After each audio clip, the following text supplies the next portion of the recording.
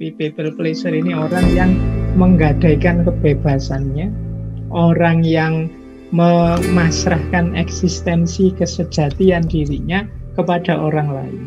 Ya, bagaimana para filosof juga mengkritisi mentalitas yang sifatnya people pleaser tadi. Jadi menggadaikan jati diri kita demi hanya untuk menyenangkan orang lain. Kita jangan sampai jadi orang yang tidak punya jati diri, tenggelam saja menjalani hidup dalam rangka menghidupkan prinsip-prinsip orang lain biar orang lain senang.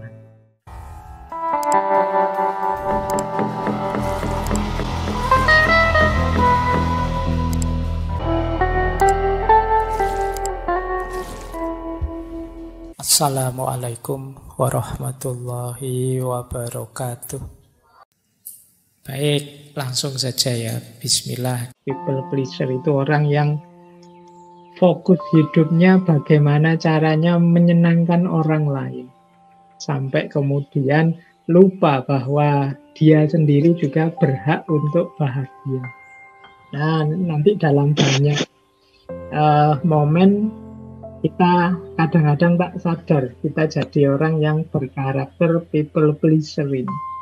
Kita ingin menyenangkan orang lain terus sampai lupa bahwa kita juga berhak loh untuk senang. Nah, jadi people pleaser ini kalau didefinisikan di buku-buku ya antara lain definisinya seperti itu. Orang-orang yang selalu ingin menyenangkan orang lain, menjadikan orang lain sebagai tujuan atau pusat hidupnya, sehingga bahkan mengorbankan kebahagiaan, kenyamanannya sendiri untuk orang lain. Bahkan ada yang sampai menganggap dirinya sendiri bukan prioritas. Prioritas utama ya gimana caranya orang itu senang padaku. Mereka menganggap nilai dirinya terletak pada pandangan baik orang lain terhadap dirinya. Nah, ini nanti penjelasannya harus hati-hati karena selama ini teman-teman kan sering diceramahi, sering diminta untuk peduli sesama. Jadi, nah, people pleaser ini tidak sama persis dengan peduli sesama tadi. Tapi people pleaser ini orang yang menggadaikan kebebasannya, orang yang memasrahkan eksistensi kesejatian dirinya kepada orang lain. Nah, sekarang kita lihat beberapa pendapat dari para filosof tentang people pleaser ini. Yang pertama misalnya dari Paulo Coelho. Kata Coelho, saat engkau berkata iya kepada orang lain, pastikan engkau tidak berkata tidak kepada dirimu. Jadi, kalau memang kita ingin menggembirakan orang lain, pastikan itu memang keinginan kita. Bukan karena terpaksa, bukan karena motifnya hanya untuk orang lain saja, tapi itu memang kebutuhan kita, keinginan kita, kepentingan kita. Jangan sampai keluar bilang iya, di dalam sebenarnya tidak. Ini dalam pergaulan sehari-hari ya seperti ewuh-pekewuh tadi atau basa-basi itu kan sering. Padahal harusnya kita bilang iya tapi kita bilang tidak atau sebaliknya. Itu kemungkinan kita akan menyesal sendiri karena menipu diri. Kadang-kadang kan kita misalnya, mari mas, sudah makan. Itu kan karena tidak enak kita bilang, sudah, padahal belum. Kita mau jawab, belum, tidak enak. Ya akhirnya ya kita tidak dapat makan gratis. Mungkin orang yang nawari kita juga kecewa kalau tahu sebenarnya kita itu belum makan, cuma bilang sudah. Jadi kalau memang iya, bilanglah ya. Kalau tidak, bilang tidak. Nah, ini ada satu quotes lagi yang menurut saya menarik. Berkata iya untuk sesuatu yang tidak ingin engkau lakukan, itu sebenarnya bukan menyenangkan orang lain.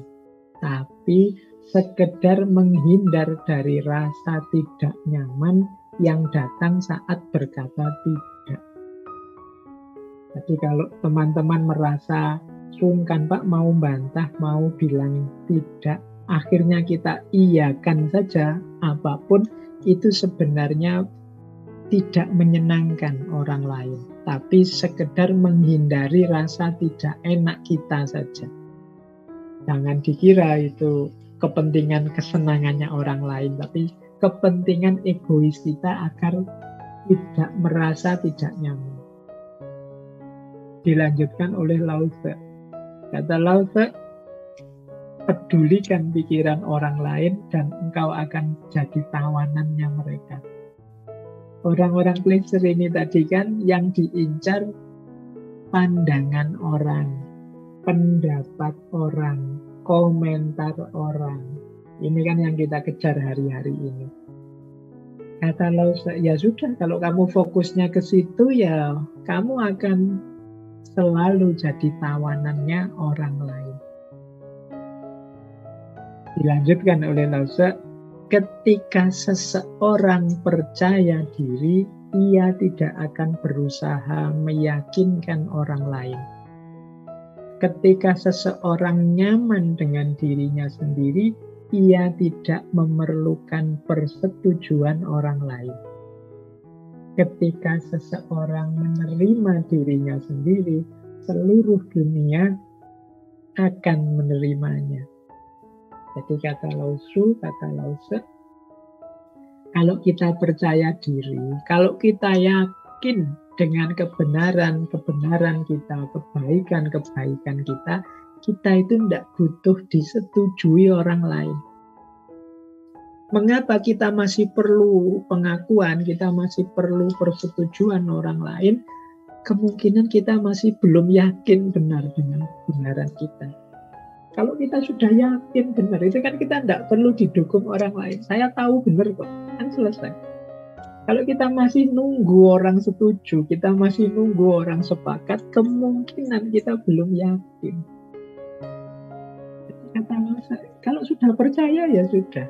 Tidak butuh lagi kita keyakinan-keyakinan yang dukungan-dukungan dari orang lain.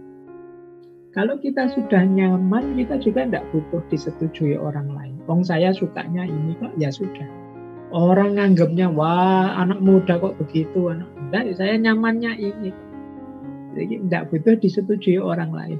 Kita gelisah dengan komentar orang, tidak disetujui orang, itu karena mungkin kita belum mantap, belum yakin dengan diri kita sendiri. Dan kalau kita bisa menerima diri kita apa adanya, kata Lao Tse, seluruh dunia akan menerima kita.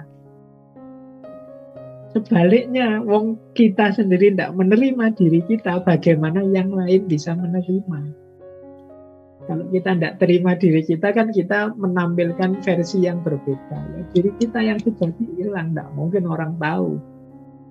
Jadi mengikuti Lao Tse, teman-teman, ya jalan untuk agar tidak jatuh pada pleaser tadi. Yuk, tentang hal-hal yang kita sudah mantap, yakin, benar percaya, jangan terlalu gelisah. Saya yakin kok ini benar, Pak. Ya biar saja teman-teman melakukan apa, berkomentar apa, menurut saya yang baik ya seperti ini. Nah, ini gayanya Lao Tse. Boleh disambungkan dengan pandangannya Aesop. Dia punya kalimat, kalau engkau mencoba menyenangkan semua orang, sebenarnya engkau tidak menyenangkan siapapun.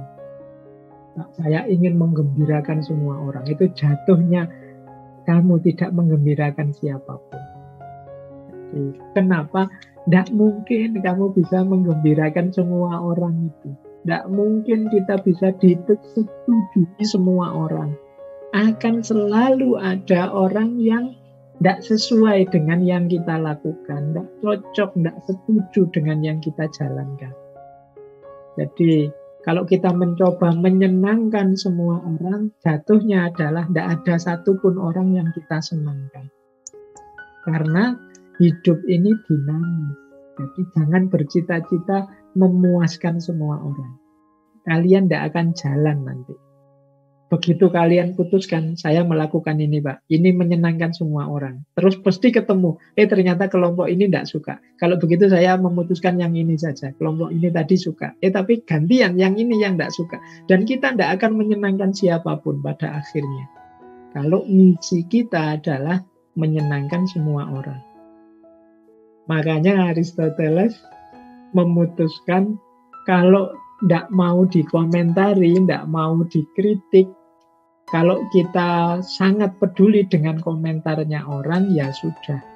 Satu-satunya jalan, kata Aristoteles, untuk menghindari kritik adalah jangan melakukan apapun, jangan berkata apapun, dan jangan menjadi apapun.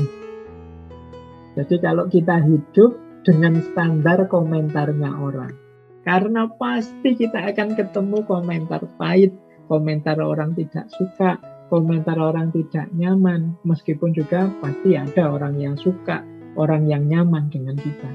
Tapi ketidaksukaan itu pasti ada, wong manusia itu macam-macam.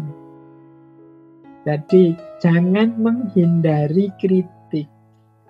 Kita itu manusia tidak sempurna dan sangat mungkin salah. Kalau bahasa agamanya mahalul khoto' wa nisyan, tempatnya salah dan alpa. Berarti apa?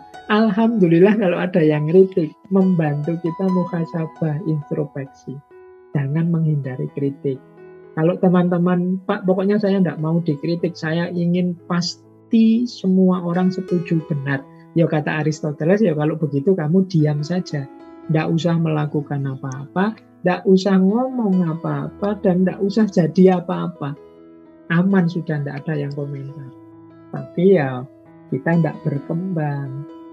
Jadi kita tidak jadi manusia yang sejati, tidak jadi manusia yang otentik. Jadi ini gambaran ya, bagaimana para filosof juga mengkritisi mentalitas yang sifatnya people pleaser tadi. Jadi menggadaikan jati diri kita demi hanya untuk menyenangkan orang lain. Nah, ini beberapa quotes-quotes filosofi tentang people pleaser. Bagaimana kita jangan sampai jadi orang yang tidak punya jati diri, tenggelam saja menjalani hidup dalam rangka menghidupkan prinsip-prinsip orang lain biar orang lain senang. Baik, saya kira itu, kurang lebihnya mohon maaf. Wallahul muwaffiq, wallahu a'lamu bissawab. Wassalamualaikum warahmatullahi wabarakatuh. Waalaikumsalam warahmatullahi wabarakatuh.